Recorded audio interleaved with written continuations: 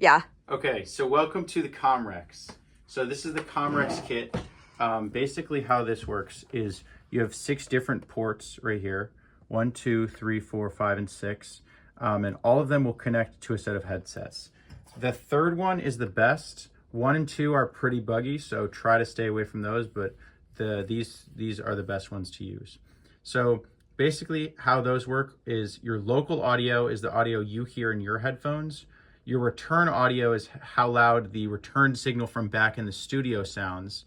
So this will be whoever you're hosting the game with, how loud they are. This will be how loud the person in your ear is who's in the studio. And this is how loud you talk. So when we get our Comrex, we need to turn it on with this power button right here. And there's a few important things we need to do. The first thing is we need to take this power cord and plug it into the back here because the Comrex has a battery life of about 30 minutes at this point. So it will die if it's not plugged in. You see it's turning on right now and it will be nice and plugged in and charged up. The second thing we need to do is take this black Ethernet cable or a similar Ethernet cable and plug it into the back here. So when you see this work, there will be a little flashing light under here that will indicate that you're getting Ethernet. So just because it's plugged in doesn't mean that it's necessarily working. So you'll see this, we're just gonna press OK. And then the first thing we're gonna do is look down here. So if you have Ethernet connection, you'll see a white bar spiking up here.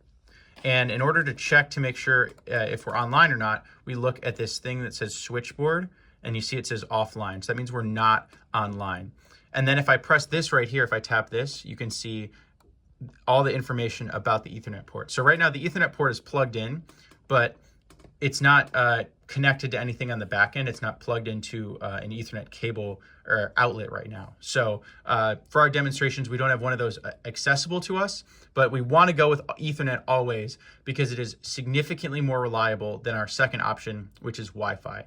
So this is the Wi-Fi adapter right here. It's this little antenna. And what it does is it plugs into the USB that's right here. The USB port is very fragile, so please be careful when you're plugging it in. It goes in right there like that. And if you look here now on the bottom, we have now Ethernet right there, and also this WLAN adapter. That's this Wi-Fi adapter. So we always want to use Ethernet because Ethernet comes directly out of the wall. It's super reliable. It doesn't drop. The Wi-Fi, pretty much no matter how strong it is, will drop at some point. However, you don't need to be plugged in to the Ethernet in order to use the Wi-Fi. So the Wi-Fi is kind of like our second option if we can't get Ethernet to work. But anytime you're in Dodge or you're up at Baker, you should have Ethernet access. And if you don't, you should talk to the athletics person there because they often just don't turn it on for us, and that's very frustrating. So for our demonstrations, we're just going to show you what the Wi-Fi looks like. So I'm going to press this, and you see we have a signal strength of 0, which means we're not getting anything out of our Wi-Fi adapter. And that's because we're not on the right network. So what I need to do is press this right here, and then I need to go to settings, and then you'll get this like crazy looking settings right now. Don't worry, it's not that complicated. All we're looking for is active network. And you see when I tap active network right here, it says Governor's Island, because the last time we used this was for Porch Stomp, which means we were broadcasting from the Governor's Island Wi-Fi. Obviously, we're in the studio, so that's not applicable to us now. We're going to go ahead and press Columbia University and then apply. That's the public Columbia Wi-Fi channel. Obviously, if you're broadcasting somewhere with a specific Wi-Fi channel, you can use that instead. And then we'll back out here. And then you can see on our WLAN adapter, now we're getting some signal strength. So we're getting some pretty good signal strength actually. And you see the bars fill up on the bottom, which means that we're good. We're good to go. We're good to broadcast. How we're going to do that is we're going to go back home here. I'm going to press this home button. And then that's going to take us to this big list of things. None of these are important except for this bottom one at the bottom, Bricklink 2. You just scroll down, tap that, and tap connect. And then if I were to plug in a headset here, or I guess we'd want to be down in 3. You can turn up your volume, you can turn up your return, and if I had a headset plugged in, I'd be able to hear what's happening in the studio because I'm connected to the Bricklink and we are online. So that's that. So we're here in the tech office. The first thing we need to do is to route on this device right here, Zephyr Send, which we've got. to CA program 4. So I'm going to scroll to CA program 4. I'm going to press take, and you'll see it says active CA program 4, which means we're ready to go. Now we're going to go back to CA. So we're back in CA, and now what we need to do is we need to go to pot 20 here, and we need to route this to Zephyr receive. So we're going to scroll through until we find it. Almost there. Zephyr receive, and then we'll press that. And then now what happens is we can listen to the broadcast that's happening with the remote kit. So that's attached to the remote kit. We go to pot 20, and if I turn this on and up, we're now listening to the remote kit. So that will be going out to air. Now let me explain briefly the way these program buses work. So what is going to happen is we're going to be using a variety of program buses, and I'm going to deactivate the ones just for clarity for all the buses we're not using. So basically how this works is program 1, obviously what goes out to air. Program 2 is going to be what we hear in this room. And program 4, remember we were just in program 4, we just put program 4 on in the tech office. That's going to be what the people out in the field hear. So in this room, we're going to come over here and we're going to be listening to program 2. But again, program 1 is what goes out to air. So program 1, we only want this pot 20, which is going to be, of course, the broadcast in the field. This pot right here, which we currently have routed to MC program 1. And that's important because that's the broadcast that's happening in MC, obviously, right now. So when we make the transition to the field broadcast, we'll be able to make that transition nicely. I'll explain more on that later. We've also got the world feed panel in case we have any interviews or anything lined up. Obviously, the listeners want to hear that. We want to hear that in the studio, and we want the people out in the field to listen to that. And we're also going to do that for this DJ mixer right here. So we want that on the main setting, and then we'll put that on 1, 2, and 4. So that way when we play from this is the shortcut device, not the DJ mixer. The shortcut device right here, we want that in the A position, and we want that on 1, 2, and 4, because when we play, for example, Roar Lion Roar, just give this a second to warm up, we want that to go out to the listeners, us in studio, and the people out in the field. Let's come over to the host mic though. This is going to really depend on how we want to do it. What is typically a good setup is program 2 and program 4. Why not program 1? Well, the role of the person in studio is to just be a talkback. So you're just going to talk into the ear of the people out in the studio and kind of direct them how to run the broadcast. During halftime, if they want to send it back, during a quarter break, if they want to send it back, you can put yourself on program 1. But during the actual game, you don't want to have yourself on program 1, so that when you talk into the mic, you can hear yourself, the people out in the field can hear you, but the listeners won't hear you. So if you want to tell them, hey, it's the top of the hour, you got to do this station ID, you're not on program 1, the listeners won't hear that, but it's a nice reminder to the people out in the field. So we've got all this set up, and what we need to do is sound check.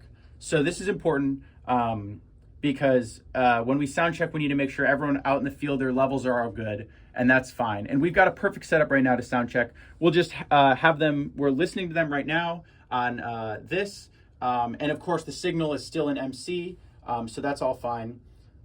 Basically, once we get them all set up, we just have one of them talk, have them adjust their volume, second one talk, adjust their volume, etc. Then we need to just continue to wait until it's time to start the actual broadcast. So we'll turn them down and we'll turn them up. We'll turn MC program 1 up, and we'll be listening to, we'll come over here and flip on program 1. So we're now listening to MC program 1. Here, I'll turn up the volume here. So we can keep this on program 2. So we're just listening to what's happening in MC. And okay, let's say the broadcast is about to start. There's a few things we need to do. The first one is you need to only be listening to MC program 1, right? We want the lit and have this on program 1. So right now, when I am gonna, because what I'm gonna do is I'm about to salvo. So right now, Sharif has the air, but we want to take the air because let's say we're 5 minutes out from when we're gonna start the broadcast. We want to make sure everything's all set up. So what we're going to do is we're going to salvo, but it's not going to make a difference because we still have MC Program 1 on. So Sharif right now has the signal, and he's broadcasting his show. And when we take the signal, we're still going to be broadcasting his show because we're routed over here on MC Program 1. So let's initiate this salvo. Let's get this set up. I'm going to hold down here, and it's going to say entering salvo mode. Then it's going to say CA, and I'm going to press this button. Now, because this is practice, I'm not actually going to press this button. I'm going to cancel by pressing this. But if I press that button, pretend that I press that button, and now we have control of the air. So we want to keep this on. We want to let Sharif keep doing his show, but we now have the air. So if I turn this down, the listeners are hearing a quieter version of Sharif. And I turn this up, listeners are hearing a louder version of Sharif. So you want to keep this pretty consistent.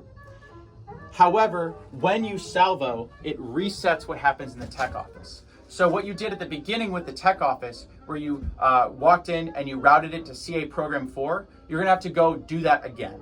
So we're still listening to MC Program 1. I pretend I just go to the tech office. I reset it in there. I come back. Okay, now we're all ready to go. Let's pretend now it's 30 seconds before the broadcast.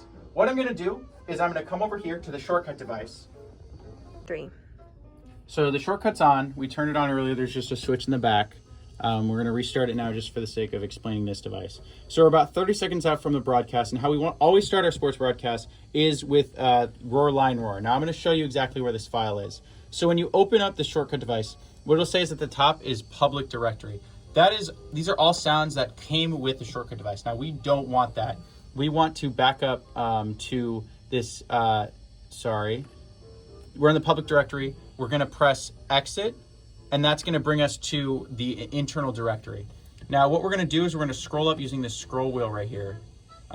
This scroll wheel is nice because it allows us to do a bunch of stuff. And we're going to go to sports 14 and press enter. And then we're going to wait. And this is going to be a little bit confusing. There's a bunch of files in here. The ones that are important are this AA3 Dixie Roar Line Roar. That's our closing song. So right after the game's over, there's normally like 5 to 10 minutes of post-game. Right before you end on post-game, you want to select this file right here and have them talk over it for about a minute before you end the broadcast. To start the broadcast, we're going to scroll down. It's way here at the bottom. Just got to keep going. There's a lot of station IDs in here. Cool stuff to look through if you have some time. It's this roar line roar right there. So now that we've got this selected here, what we can do is we can come over here to the board, and we're gonna turn the volume up, and then we're gonna fade out of the show that's happening right now. Because remember, Sharif is live, so let's pretend his broadcast is over. I'm gonna turn this down, turn it off, turn on the shortcut, and then I'm gonna turn on the field team, and the field team will start talking right on that cue. And what I can do at the same time is give them a countdown. So let's say we turn off Sharif's show, and I'm about to start it. Let's say, let's back up. We're listening to Sharif's show. We're like 10 seconds out. What I can do is I can be in the mic, and I can talk in the mic on program 2 and program 4. So I'll hear myself. I'll put on the headphones because that's always best practice. I'm on program 2 so I can hear myself, and I'm on program 4 so they can hear me out in the field. And what I'll do is I'll turn down Sharif's show, turn on the shortcut, 5, 4, 3, 2, 1, go. And then they'll start talking, and it's nice for them because they have the countdown in their head. So they have the cue of the music and me counting them down. And then once that takes over, they'll just talk over the music. And you might have to adjust the music, make it a little bit quieter, so that the announcers are, audible over top of the music. I'm going to turn it off just for the sake of this video, but that's something you'll figure out with time. So once you get them on with this, once the song's over, you can turn this down, turn it off. You can also turn your own mic off. You can only you turn it on when you want to talk to them. but obviously they can't talk back because they're speaking on air. So you'll just be in their ear basically. And then at halftime or during a quarter break, if they want to send it back to you, you can coordinate via Slack or text, or they can say on air something like, we're going to now send it back to the studio where Ted's going to provide us some quarter analysis. And then what you can do is you can just put yourself on program 1, start talking, be like, oh, that was a great quarter for the Lions, what have you, you know. You can do the station ID, a lot of stuff like that. Don't forget to do the station ID. That's another good thing to use for talkback. And then halftime, they'll send it back to you. You'll have to do the same thing. Put yourself on program 1, start talking. But then when you're done talking, put yourself back off program 1 so you don't accidentally say anything to just the people on the field that does go out to air. And then we've also got World Feed Panel set up the same way we have the shortcut set up. So if you want to play something from your computer, like an interview, something maybe you got beforehand, maybe it's a clip from a prior broadcast. I'm thinking women's basketball, we got a lot of good interviews at Media Day. Maybe we want to play one of those at halftime. You can run that out of your computer just normally using World Feed Panel. And again, the listeners hear it, you'll hear it, and the people at home will hear it. That's. So let's say the sports broadcast is almost over. Basically, the game's over, they're just doing post-game. The next steps we have to take are very important in order to restore signal to MC. So the first thing we're going to do is we're going to come over here and we're going to play Dixie Roar Line Roar on the shortcut, just the same way we did before. Turn it up, press the button, it'll play. Then the team, they're wrapping up their statements. They're doing a good job, whatever. They're almost done. So like, let's say they're done with their broadcast. We'll turn this down. Then we'll grab the mic and, you know, say something like, great game for the Lions. Thanks to everyone who's out in the field for that. We're now going to turn it over to something inside of me. We're going to turn our mic off and turn on MC. So this is very important. So right now in MC, they will be listening to us. So what we have with like MC program 1, like being able to listen into the next room, they will be doing that in MC, listening into us. So they'll hear me say, like, we're going to wrap it up, we're going to send it over to something inside of me, and they will start playing their show. However, which is important why we turn up that room, because this pot, remember, controls MC program 1, which is essentially just what's happening in MC. So once I give the cue, they'll start playing something. However, we still have control of the air. So if I turn this down, I'm going to turn down that whole room, and that's not good because we want to give them the air back. So now I'm going to salvo again and send it back to MC. So we're going to hold down this button. It's going to say entering salvo mode. We're going to scroll to MC. Again, this is just practice, so I'm not actually going to do it, but it's going to say MC. I would press that button. I would say salvo executed, then we'd be all good. I'm just going to cancel this time. But basically, now we've given the air back to MC, and they are in total control of the show at this point. So at this point, after we've salvoed back, we can turn this off. We're all done. We're all set. That's success.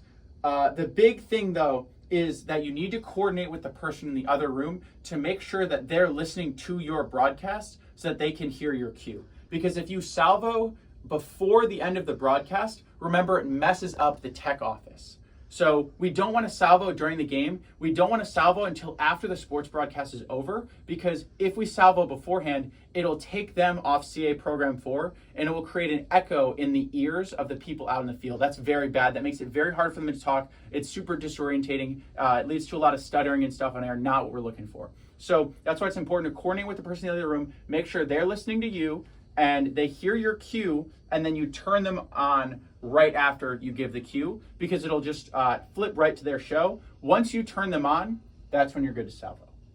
Good luck, everyone.